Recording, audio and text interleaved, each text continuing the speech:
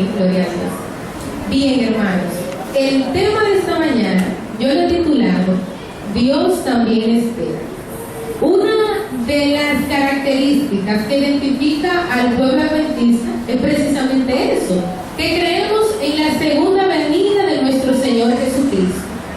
Pero, aunque creemos en esto, precisamente, ¿quiénes personas se están preparando para ese día? ¿Quiénes, aún en medio de las pruebas y las dificultades, estamos haciendo los preparativos, estamos haciendo la provisión para cuando llegue ese gran día final? Vamos a inclinar nuestro rostro y vamos a tener una oración para que el Señor nos dirija esta mañana. Amante y bondadoso Padre, gracias te damos porque permites que podamos estar aquí, podamos aprender más de tu palabra. Te pedimos, Señor, que tú puedas derramar tu Espíritu Santo sobre cada persona aquí presente. Prepara los corazones y úsalo, Dios, como un instrumento tuyo para poder llevar tu palabra. En el nombre de Jesús. Bien, vamos a iniciar esta mañana buscando Mateo capítulo 25, versículo 1 al 13. Mateo capítulo 25, versículos 1 al 13. Denise, ¿me puede ayudar a leer esta lectura?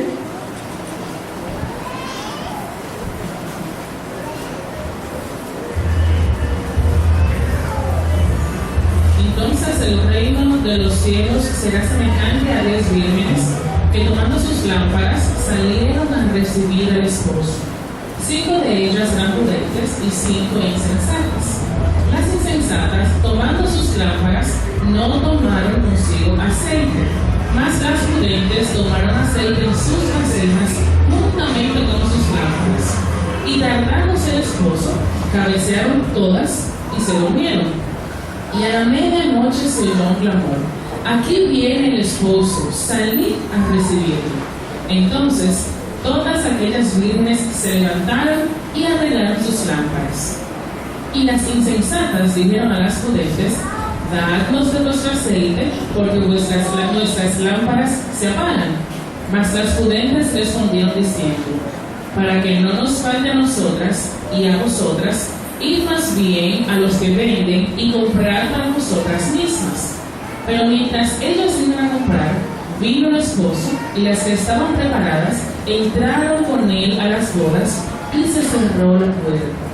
Después vinieron también las otras vírgenes diciendo: Señor, Señor, ábrenos. Mas él respondió: de cierto os digo que no os conozco. Velad pues, porque no sabéis el día ni la hora en que el Hijo del Hombre ha de venir. Amén. Bien, en esta parábola vamos primero a empezar identificando cada uno de los elementos. La lámpara es representada por la Biblia. Lámpara es a mis pies tu palabra y lumbrera también. El aceite está representado por el Espíritu Santo y el esposo del que habla la parábola es representado por Cristo, que está a punto de venir en las nubes de los cielos. Pero aún nosotros vemos todas esas cosas, vemos que hay muchas semejanzas entre las 10 vírgenes. Vamos a ver a alguien que pudo identificar alguna de las semejanzas que había entre los textos que dijimos. Vamos a ver. Todas las 10 vírgenes estaban esperando al Señor. Muy bien, las 10 estaban esperando al Señor. Y las 10 tenían lámparas. Las 10 tenían lámparas. Todas tenían provisión. Todas tenían aceite. Todas tenían provisión. Andy. Todas se durmieron.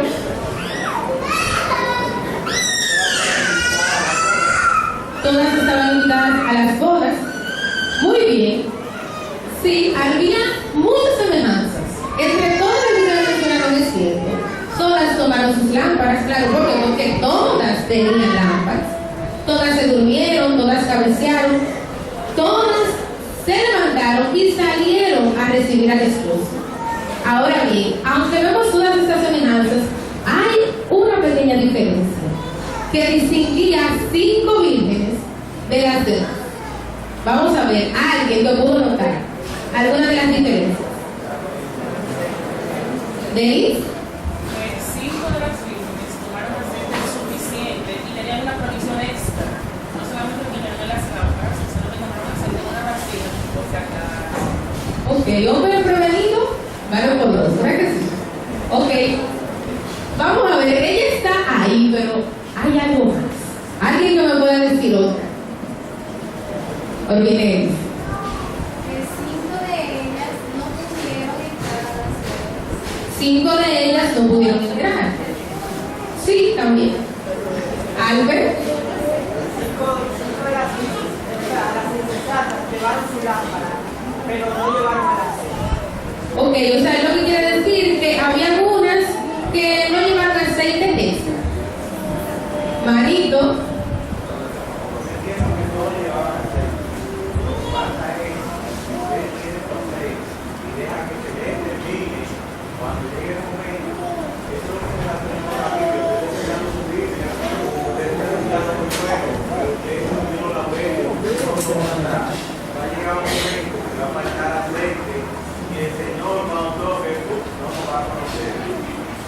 Ok, una última participación, Elizabeth. La diferencia es muy evidente. 5 eran prudentes y 5 eran falsos. Exactamente. La diferencia. Todas las cosas que ustedes dijeron estaban bien, pero hay un pequeño detalle, y es que todas esas cosas eran consecuencia de algo. O sea, había un origen. ¿Cuál era el origen? Lo vemos en el versículo 2 que nos dice: 5 de ellas eran prudentes y 5 de ellas ya eran insensatas. O sea, hay algo que hay en nuestro interior. Eso significa que como nosotros nos comportamos, nuestras acciones muchas veces van a depender de nuestro interior y de lo que tenemos dentro. Ahora bien, la diferencia precisamente estaba en lo que ellas eran como personas. Estaban en su interior, estaban en su ser. Al contrario de lo que muchas personas piensan, que esta parábola representa a las personas del mundo y a la iglesia, claro que no, hermanos. Esta parábola está representada por el pueblo de Dios. La parábola representa a la iglesia, en el cual, obviamente, hay unos que se preparan y hay otros no. Ahora bien, vamos a identificar qué representaba cada uno, 5 de las prudentes y 5 de las insensatas. Bien, las 5 prudentes representan a aquellos cristianos que están en la iglesia, que comprenden la verdad, aprecian y reciben el ministerio del Espíritu Santo en su vida, y obviamente han dejado que el Espíritu Santo haga una obra en ellos y puedan así presentarse delante de Dios. Ahora bien, las 5 imprudentes son personas no necesariamente hipócritas que estén en la iglesia, pero ¿qué pasa? El Evangelio simplemente los llama, los atrae. Le gusta sí participar en algunas actividades de la iglesia y estar en algunas cosas, pero ¿qué pasa? No han dejado que el Espíritu Santo obre en su corazón. No han dejado que la teoría de la verdad que nosotros decimos profesar, pueda arraigar en su alma y pueda ser un carácter semejante al de Cristo Jesús. Bien, hay un detalle luego donde nos dice: y las insensatas dijeron a las prudentes: dadnos de vuestro aceite. ¿Por qué? Porque nuestras lámparas se apagan. ¿Qué yo dije que representa el aceite? ¿Tú le puedes transferir el Espíritu Santo a otra persona? Cualquiera que ve el panorama dice: bueno, pero ellas no eran tan insensatas, porque le dijeron: dame vuestro aceite, y ¿qué dijeron? No, ve y pídelo al que lo da. Sin embargo, hermanos, el carácter es algo que no se puede transferir. Al igual que el Espíritu Santo tampoco se puede transferir. La Biblia, la palabra de Dios, solo es luz cuando nosotros la estudiamos bajo la dirección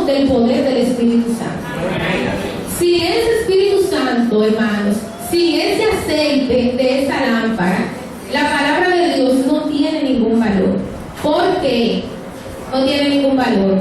Porque cuando no somos dirigidos por Él, muchas veces no podemos distinguir la verdad del error y podemos caer muy fácilmente bajo las tentaciones del enemigo. Tú podrás a lo mejor estar familiarizado con la Biblia, podrás a lo mejor conocer toda la creación, desde el Génesis y todo, cómo Dios creó el mundo, podrás conocer su ley, podrás conocer todas las epístolas del apóstol Pablo, pero si tú no dejas que el Espíritu Santo ponga esa verdad en tu mente, entonces tu carácter y lo que tú eres como persona, tu ser, no puede ser transformado. Una cosa es nosotros tratar la Biblia como muchas veces la tratan en el mundo. ¿Cómo la tratan en el mundo? Por ejemplo, la palabra. La tratan muchas veces como un amuleto, diría yo. ¿Por qué? Porque la abren en el Salmo 91. Bueno, Señor, voy a poner esta Biblia aquí para que tú me protejas la casa. Bueno, Señor, voy a poner la Biblia aquí para que tú me protejas y me cuides. ¿Ustedes creen que eso tiene algún valor delante de Dios? Sin embargo, otra cosa es tratar la palabra como lo que en realidad es. ¿Qué es la Biblia? La palabra de Dios viviente. La palabra que ha de moldar y darle forma a nuestra conducta. La palabra que ha de cambiar tanto nuestros pensamientos, tanto como nuestro carácter y tanto como nuestras acciones. Hermanos, la influencia de la Biblia no es algo permanente, no es algo que nosotros la leamos hoy y ya va a tener un efecto para siempre. Es algo diario, es algo continuo, es algo del día a día. Pero tenemos que tener algo en cuenta, que tiene que ser estudiada bajo la dirección del Espíritu Santo. En la parábola, las vírgenes insensatas son estas personas que están en la iglesia, que se han concentrado como con hacer una obra superficial. Son personas que no han conocido a Dios, no han estudiado su carácter y por lo tanto, ¿qué pasa? No saben cómo confiar en Él, no saben cómo pedirle a Dios que los transforme. Este tipo de personas en un momento determinado claman paz y seguridad. Sin embargo, cuando llega un momento en el que se despiertan de su letargo, entonces puede ser demasiado tarde. Entonces, cuando se despiertan de ese letargo, muchas veces quieren que otra persona sea que supla su necesidad. Hermanos, no podemos querer estar listos para recibir al Señor estando lejos de Jesús aquí y entonces pretender que nosotros así, con nuestra carita muy limpia, vamos a ir al cielo. ¿O ustedes creen que sí? Que se puede hacer. Tener a Jesús lejos aquí y bueno, sí, Señor, yo te espero, pero tú sabes, yo me voy contigo, ¿verdad? No, Señor. Hermanos, muchas veces vamos a ser excluidos del cielo por nuestra falta de idoneidad para poder vivir en Él. ¿Por qué? Porque no seremos aptos ni vamos a ser idóneos para nosotros poder morar allá en las naciones celestiales. Bien, cuando muchas veces venimos del mundo con muchas cosas, tanto heredadas, porque hay que reconocer que hay muchas cosas que las traemos y cosas también cultivadas. Sabemos que Dios tiene que hacer una obra en nosotros para implantar una nueva naturaleza. Ahora bien, eso Dios ha puesto un elemento. ¿Cuál ustedes creen que es ese elemento que Dios usa para hacer esa transformación en nosotros? El Espíritu Santo. Hermanos, sin el Espíritu Santo es imposible que nosotros cambiemos. Si no hay cambio, no hay preparación. Y si no hay preparación, tampoco habrá deseo de pedir el aceite. Si tú no haces un cambio, tú no te preparas. Y tampoco tú vas a sentir el deseo de que tú tienes que cambiar. Por más alto que sea muchas veces el puesto religioso, puede ser pastor, porque sabemos que nosotros los adventistas, pues una de las cosas más reconocidas es un pastor. Por más alto que sea el puesto religioso, hermanos, si no tiene aceite en su lámpara no tiene como esparcir rayos de luz. No tiene como ser un guía para otras personas que necesitan de Jesús. El Espíritu Santo, hermanos, trabaja en nosotros de una forma especial. Nos transforma, nos cambia, nos quita todo aquello que nosotros éramos antes y ya no debemos de ser. Sabemos que bajo la dirección del Espíritu Santo se pueden lograr grandes cosas. Los insensatos se vuelven serios. Los endurecidos se arrepienten de sus pecados. Los incrédulos se vuelven creyentes. Los borrachos, entonces, son personas que ya se tornan juiciosas, personas que se tornan serias y sobrias. Qué interesante, ¿verdad? Gloria a Dios por eso. Sin embargo, cuando nosotros vemos esa transformación que ha hecho el Espíritu Santo, no vimos al Espíritu Santo físicamente, pero ¿qué vimos? Vimos a una persona transformada por el Espíritu Santo. Vimos en los caracteres de esas personas transformadas el ministerio y la obra que el Espíritu Santo puede hacer en cada uno de nosotros. Ahora bien, ya sabemos todo esto, que el aceite es el Espíritu Santo, pero ¿qué es precisamente lo que Dios espera de nosotros? ¿Qué es lo que Dios espera? Que nos quedemos ahí sentados y digamos, sí, Señor, el Espíritu Santo. Dios lo que espera es que nosotros también vayamos por el aceite. Dios lo que espera es que nosotros también le pidamos que el Espíritu Santo pueda hacer una obra transformadora en nosotros. Hermanos, ustedes en algún momento se han puesto a pensar ¿cuánto le cuesta al cielo un día más sin Jesús venir? ¿Cuánto le cuesta al cielo? Con esto, hermanos, no estoy diciendo que el Señor no esté al control de este mundo. Lo que pasa es que nosotros vivimos en un mundo de pecado, pero ustedes se han puesto a pensar cuánto le cuesta al cielo un día más sin Jesús venir. Según las estadísticas, cada día mueren 10,000 niños por deshidratación. Esas son estadísticas alarmantes. Son situaciones penosas.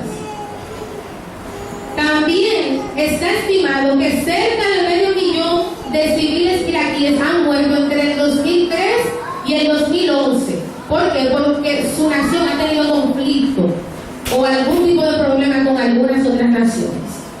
Sin embargo, hermanos, así nos causa muchas veces pesar y nos da lástima a nosotros como seres humanos pecadores. ¿Cuánto más ustedes creen que le puede doler al Señor Jesús? Pero ¿qué pasa? A pesar de todas esas cosas, el Señor está ahí y no ha venido. ¿Qué le parece? A pesar de todo eso, el Señor está ahí. ¿Pero por qué? Porque el Señor, hermanos, no quiere entrar con 5 vírgenes. El Señor quiere entrar con las 10 vírgenes. El Señor no quiere entrar con 5 miembros de la iglesia de la misericordia, ni con 10 ni con 20. El Señor quiere entrar con la iglesia completa de la misericordia. Sin embargo, hermanos, esa respuesta la podemos ver en 2 de Pedro, capítulo 3, versículo 9. Vamos a ver qué nos dice.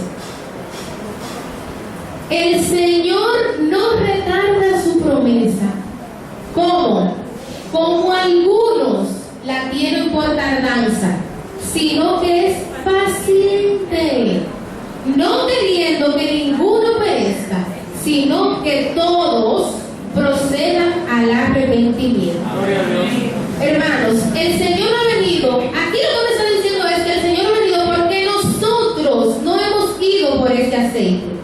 Muchas veces estamos en la iglesia equivocados. ¿Por qué? Porque estamos pensando que el Señor está esperando a las personas del mundo solamente, y no es así. El Señor también está esperando porque nosotros vayamos por ese aceite. El Señor está esperando para que tú dejes que el Espíritu Santo haga una transformación en ti.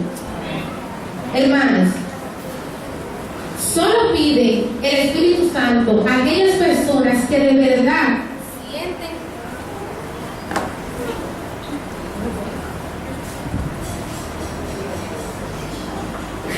piden, hermanos, el Espíritu Santo a aquellas personas que de verdad sienten en su corazón que necesitan cambiar. Esas personas que de verdad sienten que hay algo ahí como que no encaja, que hay algo que no están haciendo bien, que no pueden vivir una vida plena en Cristo Jesús. Pero ¿qué pasa? Para que una persona reconozca que necesita cambiar, primero necesita humildad, hermanos.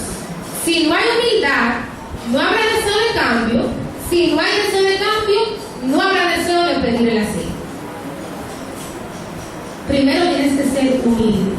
¿Cuál era la posición de la iglesia de la Odisea? ¿Quiénes se acuerdan?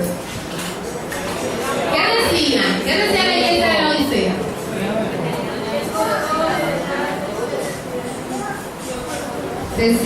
Ellos decían, yo soy rico y me he enriquecido. ¿Y de qué no tengo necesidad? De ninguna cosa tengo necesidad. ¿Pero qué le dice el Señor? Tú lo que no sabes es que tú eres un desventurado, miserable, pobre, ciego y desnudo. Eres tan pobre que no tienes ni siquiera ropa que ponerte. Eres pobre, hermanos. En la Odicense, o sea, la iglesia de nosotros, en el tiempo del fin, la iglesia, o sea, nosotros, le falta humildad. Le falta decir, Señor, enséñame. Señor, quiero cambiar. Señor, transfórmame. Le falta decir, Señor, pon una nueva naturaleza en mí. Hermanos, lo lamentable del caso es que la Odicense no quiere cambiar. No quiere cambiar. Muchas veces, hermanos, profesamos esta fe y nos llenamos la boca diciendo, soy adventista del séptimo día, la iglesia que tiene la verdad. ¿Ah? Decimos guardar sus leyes, que guardamos el sábado y todo eso. Sin embargo, da pena cuando, a pesar de que tenemos la verdad y creemos todo eso, los atrios de nuestra alma están llenos de envidia, llenos de rencor, llenos de bajas pasiones y llenos de amarguras. Eso da mucha pena y mucha tristeza. Cuando el Señor nos diga, no te conozco. ¿Por qué? Porque has sido negligente con tu vida espiritual. Otro caso que nosotros podemos ver de altanería y de orgullo que se encuentra en la Biblia, tenemos el caso del fariseo y el publicano también. ¿Qué les parece esta historia? Nos dice, el fariseo puesto en pie oraba consigo mismo de esta manera: Dios, te doy gracias porque no soy como los otros hombres, ladrones, injustos, adúlteros, ni aún como este publicano. Ayuno 2 veces a la semana, doy diezmo de todo lo que gano. Sin embargo, más el publicano, estando allá, calladito, a lo lejos, decía que no quería ni aún alzar los ojos al cielo, sino que hacía, se golpeaba el pecho, diciendo, Dios, sé propicio a mí, pecador.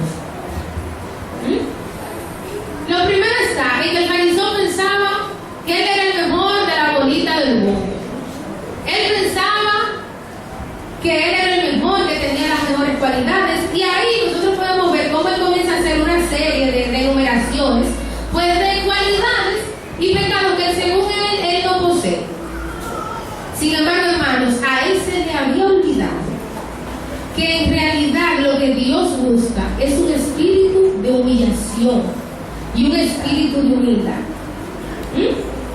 Hermanos, lo más interesante aquí es que el publicano decía, él se sentía indigno, pero no era de las personas que se sentía indigno y decía, bueno, yo me voy a sentar porque soy indigno, Señor, no te voy a... Al contrario, esa necesidad era lo que le impulsaba a él a orar. Eso que lo hacía él sentirse indigno digno, era lo que lo llevaba precisamente a los pies de su Salvador. Hermanos, será muy doloroso que nosotros, o muchos, que tienen 20, 30 años, o más, o mejor aún, que han nacido y conocen de las cosas de Dios desde que han nacido, el Señor le diga en ese día: no te conozco. ¿De qué vale entonces profesar una fe? ¿De qué vale decir que profesas la verdad si tu lámpara no tiene aceite? Hermanos, el Señor espera algo de nosotros. El Señor espera algo que no te lo puede dar ni tu amigo, ni el pastor, ni la iglesia, ni la pareja. Nadie te lo puede dar. El Señor espera que tú vayas por el aceite. Eso, hermanos, nadie te lo puede dar. Porque si ustedes notaron en la parábola, ellas le dijeron: ve donde el que lo da. Hermanos, es una obra que tenemos que hacer nosotros mismos, pedirla al Señor Jesús. Entonces, eso lo vamos a obtener cuando el Espíritu Santo entre en nosotros, cuando el Espíritu Santo nos inunde de ese aceite, y en ese momento vamos a poder estar listos para poder morar con Dios en las mansiones celestiales. Hermanos, conocer a Jesús no es algo superficial, no es algo vano. Conocer a Jesús es algo sublime, es algo hermoso. Es como dejar que el Espíritu Santo ponga la vida de Jesús en la tuya. Es dejar que el Espíritu Santo haga una obra especial en ti. Hermanos, Cristo viene. Amén. Cristo viene. Pero ¿qué pasa, hermanos? En este momento, ahora, es que necesitamos ese aceite en nuestras lámparas. Es momento de que tú vayas donde el que lo da y lo pidas. El Señor te espera a ti, te espera a ti, te espera a ti, te espera a cada uno de los que nos estamos aquí. Que vayamos y busquemos ese aceite. No esperes, hermano, que llegue el esposo para entonces tú hacer la provisión. No esperes escuchar el clamor cuando dice: he aquí que viene el esposo, y salir a recibirle. No esperes en ese momento tú buscar el aceite. ¿Por qué? Porque lamentablemente te puedes quedar fuera. Hermanos, recordemos que nadie puede transferirte tu carácter. Nadie puede transferirte la santidad con la cual debes vivir. Solo Dios, por medio del Espíritu Santo, puede transformarte. Pídele a Dios que te enseñe, pídele a Dios que te ilumine, pídele a Dios que te transforme, pídele a Dios que haga una nueva naturaleza en ti, que implante la vida de Jesús en tu vida. Y en ese momento, hermanos, nosotros podemos ver a Jesús entonces. Primero reconociendo con humildad ante todo que somos pecadores. Debemos reconocer con humildad primero que en muchas cosas hemos fallado. Cuando logremos eso, hermanos, entonces vamos a ser idóneos y vamos a ser aptos para poder entrar entonces con nuestro Señor Jesús en las bodas del Cordero. Hermanos, qué hermoso será. Qué hermoso será ese día cuando todos podamos decirle al Señor: he aquí nuestro Dios, te hemos esperado y tú, Señor, nos salvarás. Hermanos, vamos a ponernos en pie. Yo le voy a pedir a Braulio. ¿Braulio está por ahí? Vamos a ponernos en pie.